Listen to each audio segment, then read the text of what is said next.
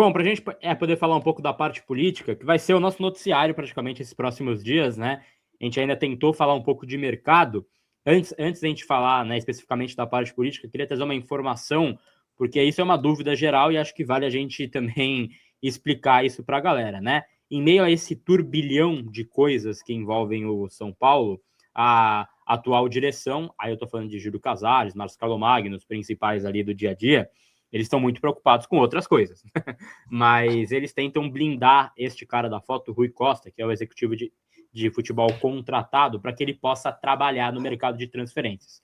Isso é fato, né? O Rui está tendo uma árdua missão no meio desse turbilhão de coisas. Aí tem agora também Marcos Biasotto, que está junto, né, com o Rui ali no dia a dia, tentando equilibrar os pratos, tentando deixar a coisa mais viável, mas é óbvio que esse cenário atrapalha. É bem óbvio que quando você está num... assim, cara, cargo desse tamanho, você vai negociar, aí pega o, sei lá, o próprio Danielzinho, né, que é São Paulino, a gente falou que ele veio porque ele gosta muito mesmo, mas pega o Danielzinho, ele tem na mesa o São Paulo, aí ele tem o Internacional e o enfim, Grêmio. Ele pode optar por algum desses outros clubes por entender que tem uma instabilidade política maior no São Paulo. Então, é algo também que está sendo conversado internamente para que isso não atinja tanto o Rui / futebol. Agora, é algo inevitável. E aí, Fê, entra no que eu falei, né? Para mim tem 2 pontos nisso. Queria te ouvir um pouco em relação a isso também. Acho que é muito importante que isso estoure ao final da temporada e não no decorrer dela. É o que eu falei mais cedo aqui. Hoje a galera tá amando as informações, né? Então hoje o delegado é ídolo, o jornalista que postou é ídolo, tudo mais. Se essas notícias viessem, por exemplo, no meio do Brasileirão, antes de um clássico ou antes de um jogo importante que vale assim, permanência do São Paulo na Série A ou não, a torcida estaria puta da vida. Estaria, porra, tá querendo tumultuar, tá enchendo o saco antes de jogo, tá? Então isso acontece. Acho que o timing é muito bom especificamente. Agora, isso deve arrastar. Tem uma investigação interna rolando, a sindicância para o caso do Camarote, tem Ministério Público, tem polícia no meio já, Polícia Civil. Então, assim, isso vai para janeiro. Espero que o São Paulo consiga blindar o seu futebol, e aí passa muito pelo Rui Costa também, que tem que fazer o trato, passa pelo Rui, passa pelo Biasotto e passa por Muricy Ramalho, que a gente espera ver ele um pouco mais ativo também na próxima temporada. E aí, ao mesmo tempo que isso me assusta para o próximo ano, quero até ler um pouco do chat aí, ver o que vocês pensam em relação a essa instabilidade política para a próxima temporada. Isso me assusta. Aí eu olho para o lado e vejo o Corinthians, que teve um ano 10 vezes mais caótico, que empichou o presidente, entrou outro, várias polêmicas, atrasou salário, teve caso na polícia e tal, e fecha o ano com 2 taças, com 2 conquistas. Então, assim, é um pouco imprevisível esse tal futebol, mas não dá para contar com a sorte sempre, né, Fê? Não dá para contar com a sorte. Acho que essa comparação que você faz é perfeita. As bombas não estão estourando mais no Corinthians porque a bola entrou. Assim como se a bola na LDU tivesse entrado, o São Paulo tivesse avançando, talvez as bombas que estão estourando hoje não estariam. Por quê? No futebol brasileiro funciona assim. Se a bola entra, as bombas não estouram.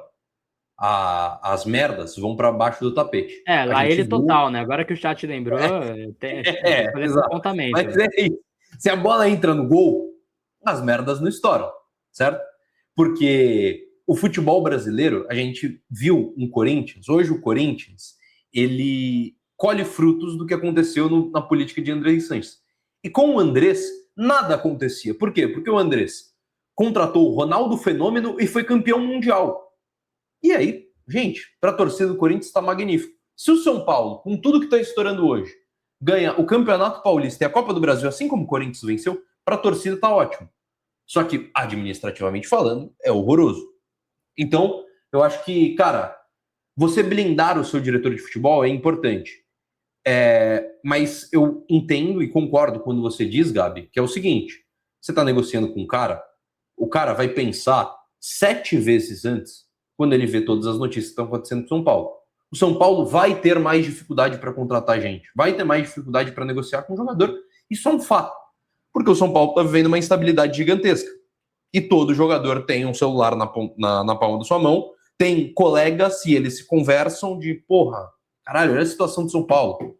Será que eu quero ir para lá mesmo? Será, apesar do São Paulo ser um grande clube, um dos maiores do futebol brasileiro, Será que eu quero ir lá? No meio dessa estabilidade, um monte de bucha estourando, bucha aqui, bucha ali. Será que eu quero vestir a camisa do São Paulo mesmo?